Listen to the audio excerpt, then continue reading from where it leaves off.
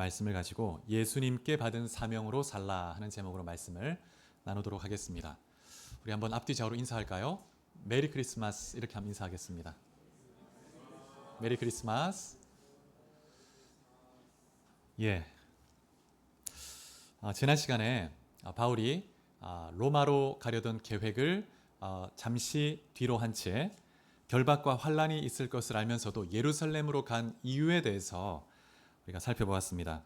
오늘은 바울이 예루살렘으로 가는 여정 중에 밀레도를 잠시 들르게 되는데 그때 에베소 장로들을 만나서 권면했던 그 내용을 살펴보도록 하겠습니다. 먼저 이 20장 1절부터 그 전반부를 좀 살펴보면 바울이 에베소에서의 사역을 마무리하고 예루살렘으로 가기 전에 2차 선교 여행 때 방문했던 그 지역 유럽의 교회들을 방문하게 됩니다. 먼저 마게도냐를 방문하고, 마게도냐는 빌립보 교회, 데살로니가 교회, 그 다음에 베레아 교회, 이런 교회들을 방문한 다음에 이제 아가야 지역으로 가서 그 다음에 고린도 교회를 방문을 하게 됩니다. 이때 바울은 예루살렘 교회에 전달할 구제 헌금을 유럽 교회에서 이제 모금을 했습니다. 그래서 이 헌금을 가지고 예루살렘 교회에 전달을 하게 되는데, 이 헌금은 자발적인 것이었고 이방인 교회가 예루살렘 교회를 향한 깊은 사랑의 마음을 담아서 전한 것이었습니다. 20장 3절에 보면 바울이 헬라에서 석 달 동안 머물렀다고 했는데, 이 헬라는 고린도 중심으로 바울이 고린도에 머물렀던 것 같습니다. 근데 이 헬라에서 바울이 고린도에서 이제 로마서를 쓰게 되죠. 이때 연대가 AD 58년 초반이었습니다. 그래서 3절에 보면 바울이 이 유럽 교회가 전해주는 이 사랑의 헌금을 가지고 이제 처음에는 이 고린도에서 곧바로 배를 타고 수리아에 가고 예루살렘으로 가려고 했는데, 근데 일정을 바꾸게 됩니다. 왜냐하면 고린도의 유대인들이 바울을 살해하려는 이 어떤 모의가 있었다는 것을 알게 됐기 때문입니다. 그래서 어떻게 바울을 살해하려고 했는지 정확히 본문에 나와 있지는 않지만 아마도 이제 바울이 탈 배에다가 첩자를 같이 탑승시켜서 배 안에서 가는 중에 아마 살해를 하려고 했던 것 같습니다. 그래서 이제 바울이 수리아로 가는 배를 타지 않고 육로로 다시 이제 마게도냐 지역을 둘러서 가게 되죠. 그래서 마게도냐로 올라가서 이제 빌립보에서 이제 배를 타고 드로아로 가게 됩니다. 그래서 빌립보에서 무교절을 보내게 됩니다. 그리고 나서 오순절이 되기 전에 예루살렘에 가려는 계획을 가지고 이제 이동을 하는 과정에 이제 밀레도에 가게 되는데요. 이제 빌립보에서 이제 누가가 바울과 다시 동행을 하기 시작합니다. 그리고 이제 드로아로 가서 7일 동안 머물게 되는데, 이때 이제 주일 예배 가운데 바울이 말씀을 전하고 이제 말씀 사경에 부흥회를 갖게 된 것 같습니다. 그래서 이제 밤늦게까지 집회를 하고 말씀을 오랫동안 이제 강론을 하기 시작했는데, 오늘 본문에 우리가 읽진 않았지만 그 앞쪽에 보면 유두고라는 청년이 있는데, 이 청년이 창에 걸터 앉아서, 아마 사람이 많이 모였던 것 같습니다. 그래서 창에 걸터 앉아서 말씀을 듣다가 바울이 설교가 너무 길어졌던 거예요. 그래서 이제 졸다가 창밖으로 떨어졌습니다. 그래서 본문에 보면 20장 9절에 유두고가 죽었다고 말하고 있습니다.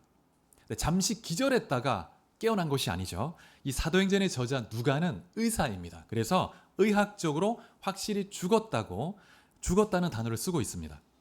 그래서 바울이 급히 말씀을 전하다가 깜짝 놀라가지고 부흥 집회를 하고 있는데, 근데 갑자기 한 사람이 죽은 거예요. 집회 중에. 얼마나 이게 놀라운, 이게 충격적인 일입니까? 그래서 바울이 내려가서 유두고를 안고 기도하기 시작합니다. 그런데 놀랍게도 정말 주님께서 부활의 능력으로 이 유두고를 살아나게 했습니다. 그래서 교회가 많은 위로를 받았다고 말하고 있습니다. 그래서 이 집회가 어땠겠습니까? 밤새 막 모여서 같이 감사하고 은혜를 나누고 주님 우리 가운데 함께 하신다 그러면서 기뻐하고 교제를 나누었습니다. 유두고라는 이 청년의 이름의 뜻이 뭐냐면 행운이라는 뜻이 있습니다. 행운. 참 재미있죠. 하나님의 은혜로 하늘에 이런 럭키를 이렇게 경험하게 된 것을 볼 수 있습니다. 여러분, 교회는 부활의 주님께서 함께 하시는, 생명의 능력이 함께하는 그런 공동체입니다. 또한 부활의 영이신 성령님이 역사하시는 공동체가 바로 교회이죠. 그래서 교회는 죄로 인해 죽은 영혼이 살아나는 곳이고, 그 다음에 좌절한 심령이 소망으로 기쁨을 회복하는 그런 곳이고, 또 병들고 또 죽은 육체도 고치고 살아나는 공동체, 생명의 공동체, 그것이 교회입니다. 그래서 여러분 한 분 한 분의 심령 가운데 정말 부활의 생명이 여러분의 심령과 육체 가운데 가득하기를 축복합니다. 또 우리 주님 사랑교회 가운데 이 부활의 생명이 충만해서 이 땅에 많은 죽어가는 영혼을 살리는 생명의 통로로 우리가 쓰임받을 수 있기를 간절히 소원합니다.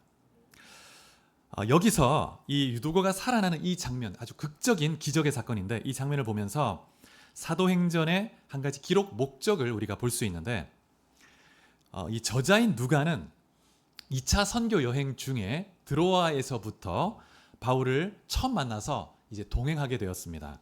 그래서 이 사도행전을 보면 누가가 썼기 때문에, 바울의 동역자이기 때문에 바울의 사역을 굉장히 강조하고 있는데, 사도행전을 보면 크게 두 단락으로 나눌 수 있습니다. 전반부는 1장부터 12장까지는 베드로의 사역을 중심으로 기록을 하고 있고, 13장부터 28장 끝장까지는 바울을 중심으로 바울의 사역을 이제 기록하고 있습니다.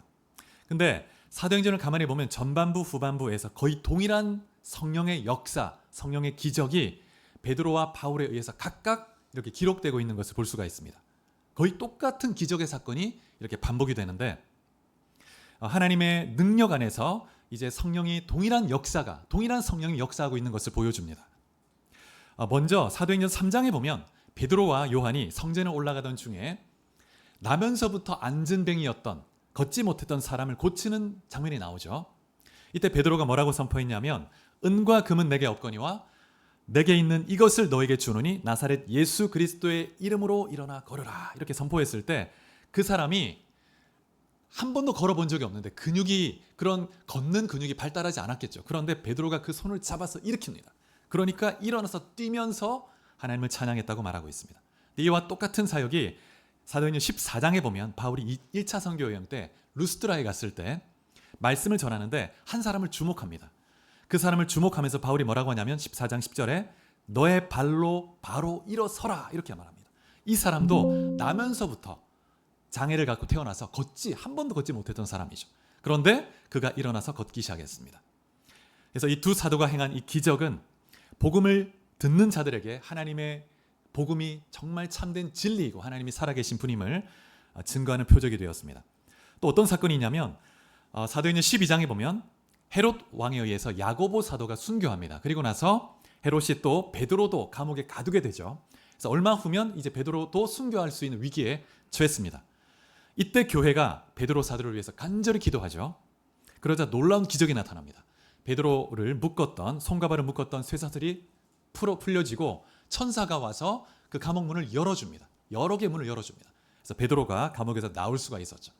사도행전 16장에 보면 바울도 빌립보에서 감옥에 갇히는 장면이 나오는데, 이때 매를 많이 맞고 손과 발의 착고에 이렇게 묶이게 됩니다.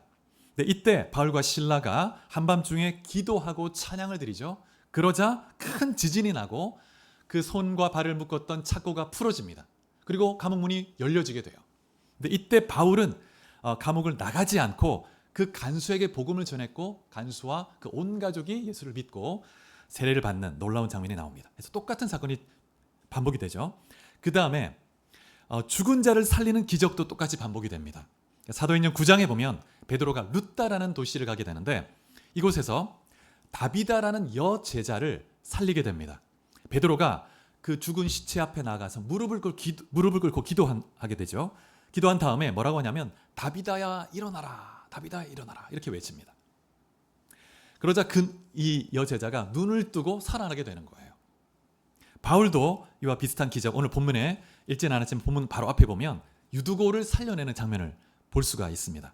바울이 뭐라고 하냐면 이 청년의 몸을 안고 떠들지 말라, 생명이 그에게 있다, 생명이 그에게 있다, 이렇게 믿음으로 선포합니다.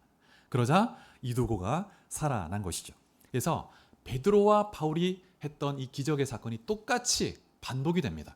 또 어떤 일들이 있냐면 이 베드로와 또 이 바울을 통해서 희한한 놀라운 이 초자연적 역사가 나타나는데, 사도행전 5장에 보면 베드로가 너무나 이 하나님의 성령에 충만해서 가는 곳마다 기적이 나타나니까 사람들이 어떤 믿음이 있냐면 예수의 이름이, 그 능력이 베드로를 통해서 나타난다. 그래서 베드로가 지나가면 그 그림자만 이게 지나가도 병이 치유될 것이다, 이런 믿음이 있는 거예요. 그래가지고 이 막 거리에 병든 자를 이렇게 데려 나와서 누워놓는 겁니다. 베드로가 지나가면 치유가 일어나는 거예요. 그리고 바울도 19장에 보면 에베소에 있을 때 바울의 손수건이나 앞치마를 가져다가 병든 자에게 탁 얹으면 병이 치유되고 귀신이 막 떠나가는 이런 역사가 일어났습니다. 이런 반복된 역사가 나타나죠. 그 다음에 공회에서도 증언하는 것을 볼 수 있는데 사도행전 4장에 보면 베드로가 공회 앞에서 담대히 증거하는데 이렇게 고백합니다. 다른 이로서는 구원을 받을 수 없나니 천하 사람 중에 구원받을 만한 다른 이름을 우리에게 주신 일이 없습니다. 담대하게 두려움을 갖지 않고 담대하게 외치는 것을 볼 수가 있습니다. 사도 바울도 여러 차례 공회에서뿐만 아니라 왕 앞에서 협박을 받는 그런 가운데서도 담대하게 부활의 소망에 대해서 증거한 것을 볼 수가 있습니다. 여러분, 누가는 이 사도행전에서 베드로의 사역 또 바울의 사역에서 거의 동일한 사건을 기록하고 있는데 어떤 의도가 있을까요? 이 바울 사도는 항상 가는 곳마다 가장 어려움이 뭐였냐면 너가 사도가 맞냐?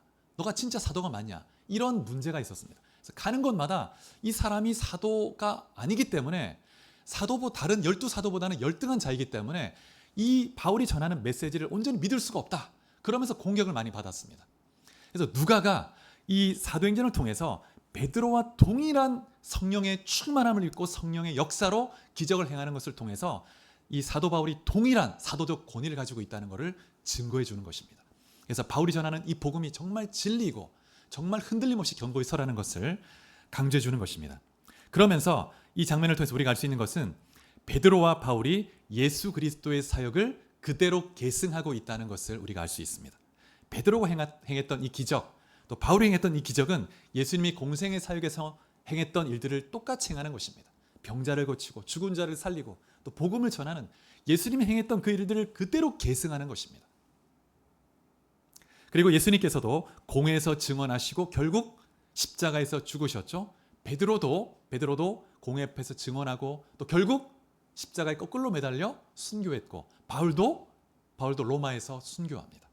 예수님이 갔던 그 길을 그대로 걸어갔던 예수님의 사역을 그대로 계승했던 그런 장면을 볼 수가 있습니다. 뿐만 아니라 예수님이 성령의 기름 부으심을 받고 공생의 사역 기간 동안 성령의 능력으로 행하셨는데 그 동일한 성령이 베드로 안에서 역사했고 또 동일한 성령이 바울 안에 역사했던 것입니다. 그래서 여러분, 이 동일한 성령의 역사하심이 여러분과 우리 가운데 함께하고 있다는 것을 믿으시기 바랍니다. 예수님이 요한복음 20장 21절에 이렇게 말씀하셨습니다. 예수께서 또 이르시되 너희에게 평강이 있을지어다 아버지께서 나를 보내신 것 같이 나도 너희를 보내노라 이렇게 말씀하셨습니다. 성부 하나님이 예수님을 이 땅에 보내시고 성령으로 기름 부어주셨습니다. 그 성령의 능력 안에서 많은 역사를 행하시고 십자가를 지셨죠. 그런 것처럼 주님이 이렇게 말씀하시는 거예요. 아버지께서 나를 보내신 것처럼 나도 너희를 보낸다.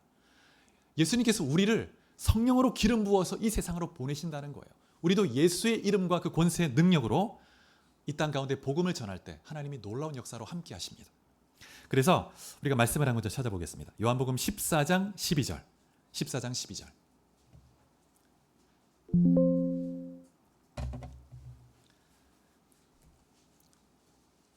(14장 12절) 말씀을 같이 한번 봉독해 보겠습니다. 시작.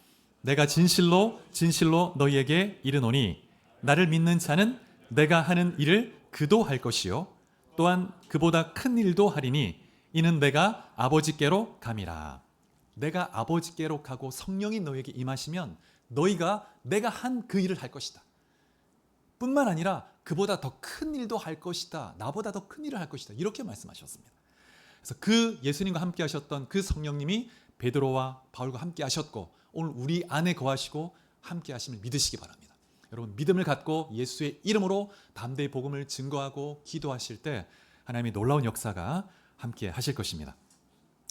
그래서 바울이 이후에 드로아에서 이제 밀레도로 가게 되는데 아소까지는 육로로 이동하고 그다음에 아소에서 배를 타고 이제 미둘레네를 거쳐서 밀레도까지 가게 됩니다. 그래서 에베소까지는 가지 않고 그냥 이 밀레도에서 이제 이 장로들을 불러서 이제 교제를 하게 됩니다.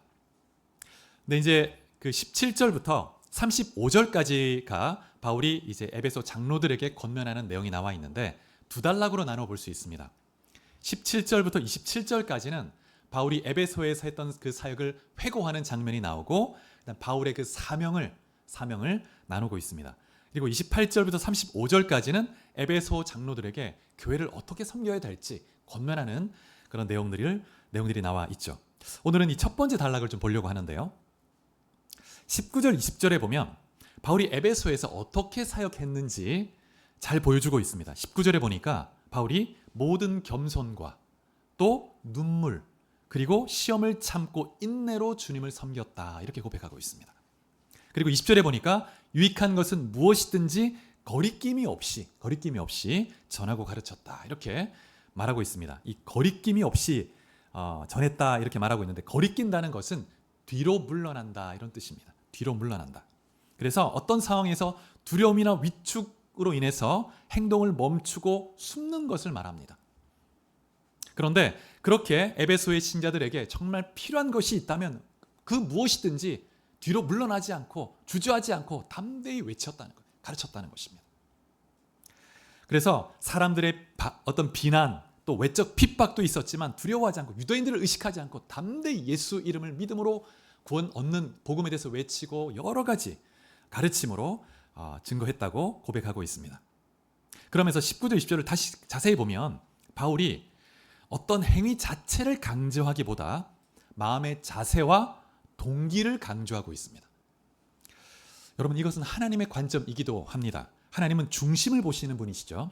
사무엘상 16장 7절에 보면 사람은 외모를 보지만 나는 중심을 본다 이렇게 말씀하십니다. 이 말은 뭐냐면 하나님은 우리 마음의 동기와 태도, 자세를 보신다는 거예요. 근데 대개 우리는 어떤 외적인 결과물에 집중하는 경향이 있습니다.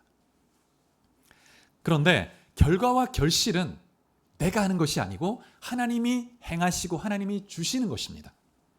우리는 겸손히 하나님을 바라보고 기도하고 또 내게 주어진 그 일을 최선을 다해서 하면 되는 거예요. 그 자세, 그 동기가 중요합니다.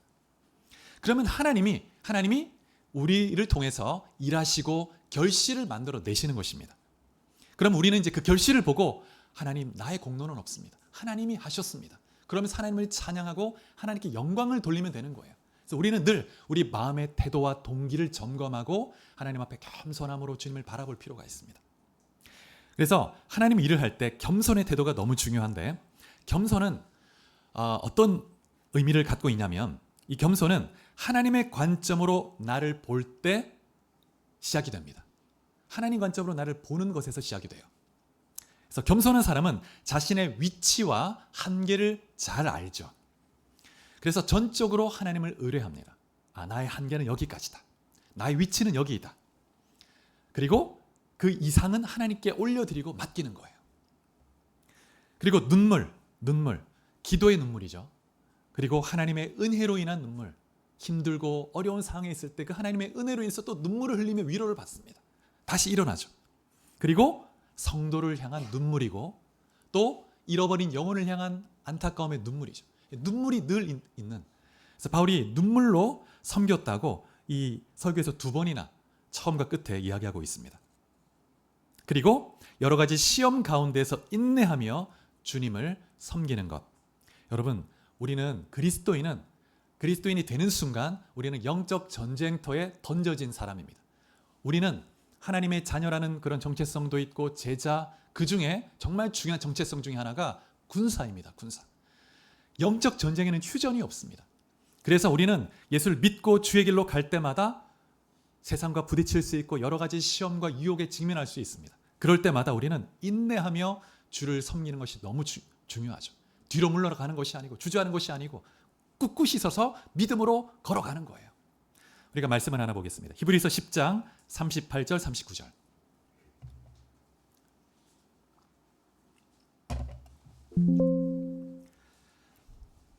히브리서 10장 38, 39절. 자, 같이 봉독해 보겠습니다. 시작. 나의 의인은 믿음으로 말미암아 살리라. 또한 뒤로 물러가면 내가 마음이 그를 기뻐하지 아니하리라 하셨느니라. 우리는 뒤로 물러가 멸망할 자가 아니요 오직 영혼을 구원함에 이르는 믿음을 가진 자니라.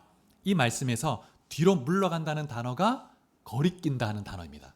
오늘 이 본문에 같은 단어를 쓰고 있습니다. 주저하고 뒤로 물러가고 이것을 주님이 기뻐하지 않는다는 거예요.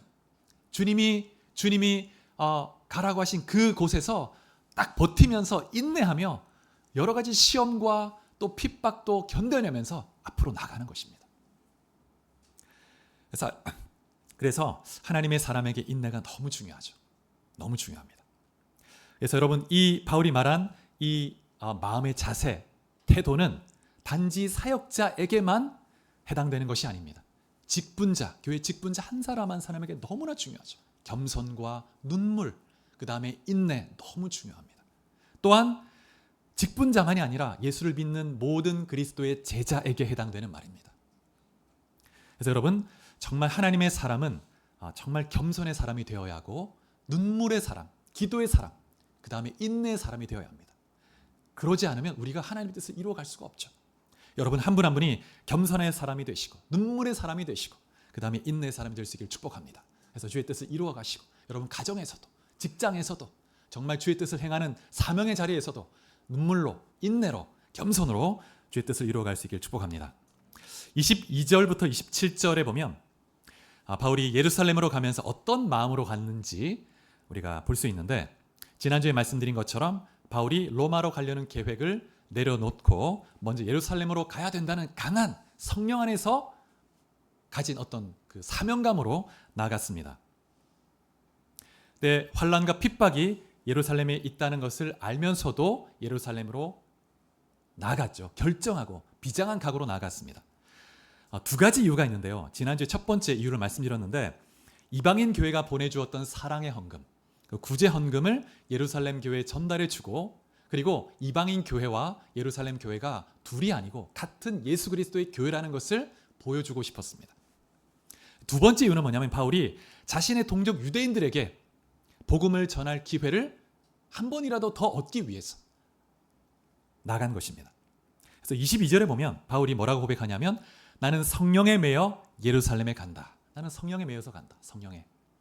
이 말을 보면 바울은 어떻게 살았냐면, 자신의 계획이나 자신의 편안함을 따라 살아간 사람이 아닙니다. 바울은 오직 주님이 주신 사명에 붙들려서 성령에 이끌려간 사람이에요. 그곳에 환난이 있고 핍박이 있다 할지라도 사명이 이끄는 대로 가는 것입니다. 여러분 어떻습니까? 여러분 성령에 매여 주님 주신 사명을 따라 살고 있습니까? 아니면 나의 계획을 따라 그냥 편안함을 따라 살고 있지 않습니까? 우리가 이 바울의 마음을 좀 가지고 24절 말씀을 같이 한번 읽어보면 좋겠습니다. 자, 24절 시작. 내가 달려갈 길과 주 예수께 받은 사명 곧 하나님의 은혜의 복음을 증언하는 일을 마치려 하면은 나의 생명조차 조금도 귀한 것으로 여기지 아니하노라. 예. 이 말씀 보면 바울의 사명은 그 자신이 만들어낸 것이 아니죠. 예수님이 주신 것입니다. 예수님께 받았습니다. 그 내용이 뭐냐면 하나님의 은혜의 복음을 증거하는 것. 은혜의 복음을 듣지 못한 땅끝까지 가서 모든 민족에게 증거하는 그것. 그게 그의 사명이었습니다. 그래서 이 사명을 완수하기 위해서 핍박이 있고 환난이 그곳에 있다 할지라도 가야 된다는 거예요. 여러분 예수님의 제자는 모두가 예수님께로부터 받은 사명이 있는 사람. 우리 모두는 사명자입니다. 사명자. 예수님은 제자들에게 땅끝까지 가서 모든 민족에게 복음을 전파하라. 제자를 삼으라. 이런 사명을 지상 명령을 주셨죠. 바울은 이 사명을 가지고 살았던 사람입니다. 여러분 이 사명이라는 걸 좀 생각해 볼 필요가 있는데요. 사명이라는 것은 이 모든 것은 다 무엇을 위함인가에 대한 답입니다. 이 모든 것은 다 무엇을 위함인가? 여러분 이 질문은 성도 각 개인에게 있어서나 교회 공동체에 있어서 너무나 중요합니다. 교회에서 하는 이 모든 일들, 모든 사역들 다 무엇을 위함인가? 무엇을 위함인가? 한 가지 목적이 있는 그 마지막 그 사명, 궁극적 사명. 여러분 사명은 내가 이 땅에 사는 궁극적인 이유 또는 삶의 의미라고도 표현할 수 있습니다. 그래서 삶의 궁극적인 의미 또 사명, 궁극적 사명에 이르기 위해서 우리는 여러 번의 질문을 해야 될 필요가 있는데요. 당신은 왜 이 일을 하십니까? 예, 돈을 벌기 위함입니다. 왜 돈을 버십니까? 잘 먹고 잘 살기 위해서, 즐기며 살기 위해서입니다. 그러면 왜 잘 먹고 잘 살기를 원하십니까? 왜 그렇게 살아야 합니까? 계속 질문이 꼬리를 물고 이어지겠죠? 다르게 답을 할 수도 있습니다. 당신은 왜 일을 합니까? 예, 이 분야에서 최고가 되고 싶기 때문입니다. 그러니까 왜 최고의 그런 전문가 되기를 원하십니까? 왜 최고가 되어야 합니까? 그래야 존경받기 때문입니다. 왜 존경받는 삶을 살아야 됩니까? 이렇게 꼬리에 꼬리를 물고 질문이 계속 이어지겠죠. 근데 이 모든 질문에 대한 최종적인 답, 그것이 여러분의 사명인 거예요. 사명. 마지막, 더 이상 질문할 게 없는 그 최종적 답. 여러분, 그것이 무엇입니까? 여러분의 사명이 무엇인지, 나의 삶의 궁극적인 이유, 의미. 여러분, 짐승은, 동물들은 삶의 의미를 묻지 않죠. 오직 인간만이 삶의 의미를 묻습니다. 근데 삶의 의미를 찾기 위해서 우리가 질문을 하기 시작하면 우리가 반드시 창조주 하나님을 찾을 수밖에 없습니다. 창조주가 없으면 내 삶의 의미를 찾을 수가 없습니다. 다 달라지는 거예요. 공허해집니다. 내 삶의 의미는 나를 만드신 창조주에 의해서 부여되는 것입니다. 만약 창조주를 부인하게 되면 삶의 의미는 내 스스로 만들어내야 되죠. 내 스스로. 그러면 우리가 스스로 만들어내는, 사람이 스스로 만드는 의미는 뭐가 있을까요?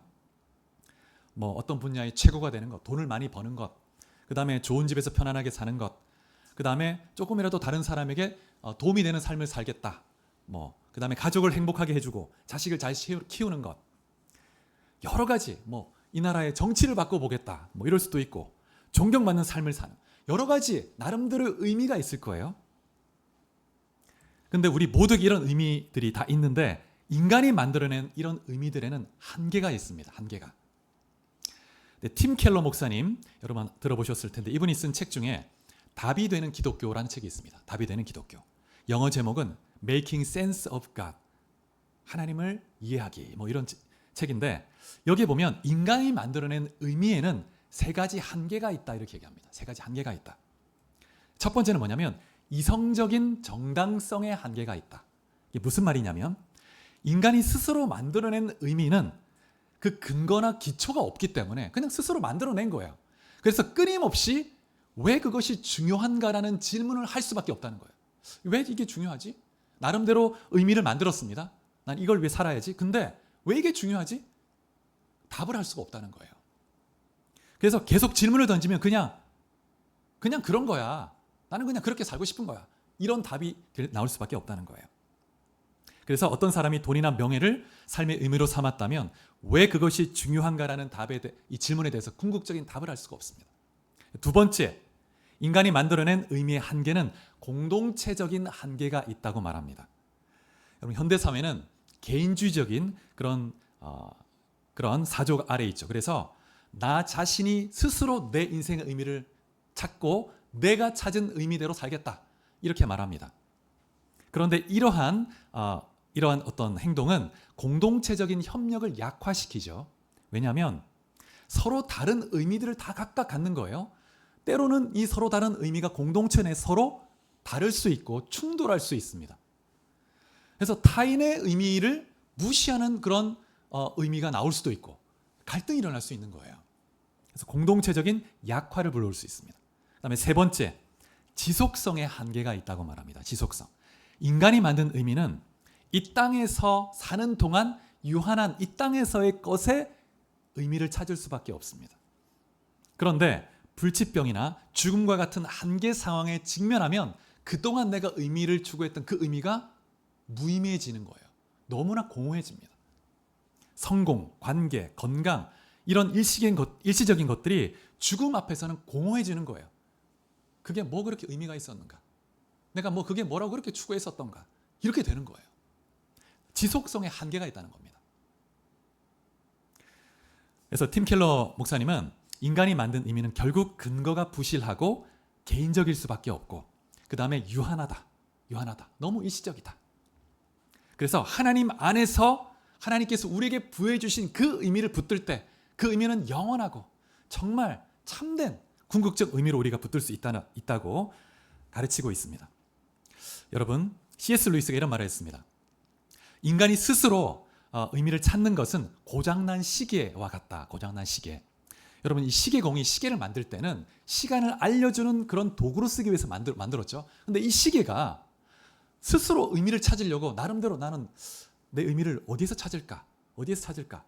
그러면 시간을 알려주는 그 의미를 그냥 망각한 채 자기 스스로 이렇게 의미를 찾는다는 것은 자신의 존재 가치를 그냥 무너뜨리는 것이 됩니다. 그래서 여러분 우리는 하나님 안에서 하나님 왜 나를 만드셨는가? 나를 향한 궁극적인 사명, 목적이 뭔가? 묻고 발견하고 거기에 헌신할 때 진정한 의미 있는 삶이 되는 것입니다. 오늘 본문에서 바울은 지금 예루살렘으로 가고 있습니다. 근데 거기서 어떤 일을 당할지 모른다. 이렇게 고백하고 있죠. 그리고 지금 많은 하나님의 성령에 충만한 사람들이 예언하는 걸 들어보니까 예루살렘에 가면 결박을 당하고 환난을 당할 것이라고 말하고 있는데 이제 아마 여러분을 만나는 것이 오늘이 마지막일지도 모른다. 이렇게 고백하고 있는 거죠. 그러니까 에베소 장로들이 이 말을 듣고 굉장히 슬퍼하면서 안타까워하면서 앞으로 또다시 만나고 또 바울 이 사도가 또 우리를 방문해 주면 좋겠는데 이제는 못 본다고 하니까 너무 안타까운 거예요. 그래서 아마도 이렇게 물었을 겁니다. 바울 사도님, 예루살렘에 안 가시면 안 됩니까? 그렇게 많은 하나님의 사람이 가지 말라고 권면하고 있지 않습니까? 또 예언을 통해 성령께서도 말씀하지 않습니까? 가지 않으면 안 됩니까? 이렇게 아마 계속 얘기했을 거예요. 그래서 오늘 본문 24절의 말씀은 이 장로들의 이러한 간청에 대한 대답이었을 겁니다. 내가 달려갈 길, 주 예수께 받은 사명, 곧 하나님의 은혜의 복음을 증언하는 일을 마치려 하면은 내 생명도 조금도 귀한 것으로 여기지 아니하노라. 이렇게 고백하는 것입니다. 여러분 이 바울의 고백을 가만히 들어보십시오. 한 번 더 들어보십시오. 내가 달려갈 길과 주 예수께 받은 사명, 하나님의 은혜의 복음을 증언하는 일을 마치려 하면은 나의 생명조차 조금도 귀한 것으로 여기지 아니하노라. 이 고백을 보면서 저는 좀 부러운 생각이 들었습니다. 야, 어떻게 하면 이 삶의 의미가 이렇게 뚜렷할 수 있나? 너무나 분명한 거예요. 너무나 뚜렷하고 흔들리지 않습니다. 어떤 외적 핍박이 있어도 흔들리지가 않아요. 이 한 가지 딱 이 사명을 향해서 초점, 이 시선을 딱 고정하고 딱 달려가는 거예요. 여러분 이런 삶을 살고 싶지 않습니까? 바울에게 누군가가 이 모든 것은 무엇을 위함입니까? 이렇게 질문한다면 이렇게 답을 할 겁니다. 주 예수께 받은 사명, 곧 하나님의 은혜의 복음을 증거하기 위해서입니다. 주 예수께 받은 사명, 하나님의 은혜의 복음을 땅끝까지 증거하기 위해서입니다. 이렇게 답을 할 겁니다. 여러분 바울은 주님이 승천하시기 전에 제자들에게 주셨던 그 지상 명령을 그의 인생의 궁극적인 의미로 삼고 사명으로 삼아 걸어갔던 그런 사람이죠. 여러분의 인생을 이끌어가는 궁극적인 사명이 무엇인지 한번 질문해 보시기 바랍니다. 내가 삶에서 하는 이 모든 것들 다 무엇을 위함인가? 무엇을 위함인가? 아둥바둥 막 살아가는데 무엇을 위함인가? 그 궁극적인 그 대답, 마지막 대답, 여러분 그것을 분명히 인식하셔야 됩니다. 제가 이번 주 중에 영화를 하나 보았습니다. 오랜만에 영화를 보았는데 소방관, 혹시 보신 분 계세요? 소방관? 많이 안 계시네요. 12월 초에 이렇게 이제 개봉을 했는데 이 영화는 2001년에 3월에 서울 홍제동에서 있었던 그 실제 방화 사건을 그 기초로 해서 만들어진 영화입니다. 근데 이제 당시에 이렇게 많은 사람을 다 이제 구출을 했는데 한 사람이 안에 아들이 있다고 이제 아들이 그 안에 없었는데 아들이 있다고 해가지고 소방관 9명이 들어간 거예요. 실제로 들어갔다가 이제 들어갈 때 이 건물이 붕괴 위험이 있으니까 들어가서는 안 된다는 이렇게 그런 말도 있었지만 그래도 그 한 사람을 구하려고 9명이 뛰어 들어간 거예요. 근데 역시 그 위험대로 그 소방관들은 죽음을 무릅쓰고 들어간 거죠. 그 한 사람 구하려고. 근데 건물이 역시나 무너져 버린 거예요. 붕괴되면서 매몰이 돼 버렸습니다. 그래서 이제 6명이 순직을 했고 3명이 구출이 됐습니다. 3명이. 근데 이 영화의 이제 장면을 보면 마지막에 그 소방관의 기도라는 장면이 나오는데 들어보십시오. 신이시여, 제가 부름을 받았을 때에는 아무리 뜨거운 화염 속에서도 한 생명을 구할 수 있는 힘을 주소서. 그리고 신의 뜻에 따라 저의 목숨을 잃게 되면 신의 은총으로 나의 가족을 돌보아 주소서. 야, 여러분, 제가 이 영화를 보는데 내내 이 소방관들이 가지는 그 사명감의 무게가 느껴졌습니다. 야, 정말 이 세상에서 정말 죽어가는 그 사람을 살리기 위해서 자기의 일을 최선을 다하는 이런 이 소방관들도 얼마나 그 사명감으로 일을 하는지 그렇진 않겠지만 그래도 그분들 안에 이런 의식이 있더라고요. 굉장히 도전을 받았습니다. 그래서 한 사람을 구하기 위해서 자신의 목숨을 아끼지 않고 불구덩이로 뛰어 들어가는 이 모습 보면서 한편 부끄러운 생각도 들었습니다. 야, 진짜 나는 이런 사명감이 있나? 여러분 어떻습니까? 여러분, 우리는 생명의 복음을 가진 자이죠. 그리고 지옥의 불구덩이에 떨어질 수 있는 그 영혼들을 살릴 수 있는 그런 사람들이죠. 그런데 과연 나는 얼마나 이 사명감의 무게감을 가지고 진지하게 하루하루 살아가고 있는가? 여러분, 예수님께서도 십자가를 지고 십자가에 죽는 그것을 궁극적 사명으로 알고 한 걸음 한 걸음 묵묵히 걸어가시고 십자가에서 죽으셨죠. 여러분, 한 분 한 분이 정말 주님이 나에게 주신 이 사명, 부르심 무엇인가 분명히 인식하고, 그리고 정말 이 사명을 따라서 진지하게 무게감을 가지고 살아갈 수 있게 축복합니다. 여러분 아마 잘 아실 텐데 짐 엘리엇이라는 선교사님 얘기를 잠시 나누고 기도하도록 하겠습니다. 1950년대 이제 에콰도르 선교사로 갔다가 순교했던 선교사님인데, 이분은 젊은 시절 휘튼 대학을 나왔는데 아주 촉망받는 그런 청년이었습니다. 휘튼 대학은 기독교 대학의 하버드라 불리는 그런 아주 좋은 학교입니다. 아주 뛰어난 학생이었고 학문적으로나 영적으로 굉장히 뛰어난 그런 학생이었죠. 근데 이 학생이, 이 짐 엘리엇이 정말 주님이 주신 지상 명령, 모든 민족에게 가서 복음을 전하고 제자를 삼으라, 이 사명을 자신 궁극적 사명으로 알고 자신의 모든 성공적 미래를 내려놓고 에콰도르 그 미전도 종족으로 갔는데 아우카족에게 갔습니다. 아우카족. 이 아우카족은 굉장히 폭력적이고 외부 세계에 완전히 단절된 종족이어서 외부인들에 대해서 굉장히 거부감을 가지고 있습니다. 그래서 이제 이 1956년에 들어가서 아주 수년 동안 이 부족과 접촉하려고 애를 쓰다가 수년 만에 처음으로 이 부족원들과 접촉하는 그런 계기가 생겼습니다. 그래서 이제 접촉을 했는데 복음의 한 걸음을 더 내디딘 거죠, 이들에게. 그런데 이 부족원들이 이 외부인에 대해서 거부감을 갖고 이제 이 경계하면서 이 선교사 4명을 창으로 찔러 죽인 거예요. 그런데 그때 당시에 이 선교사들이 총을 소지하고 있었다고 합니다. 그런데 총을 쓰지 않았어요. 근데 혹시나 정글이 있기 때문에 또 위험이 발생할 수 있을 때를 대비해서 총을 가지고는 갔는데 쓰질 않았습니다. 뽑질 않았어요. 창에 그대로 찔러 죽였습니다. 근데 짐 엘리엇 선교사가 이런 말을 남겼습니다. 나는 하나님께 순종하는 것이 중요하지 내 생명이 얼마나 오래 지속되느냐 중요하지 않다.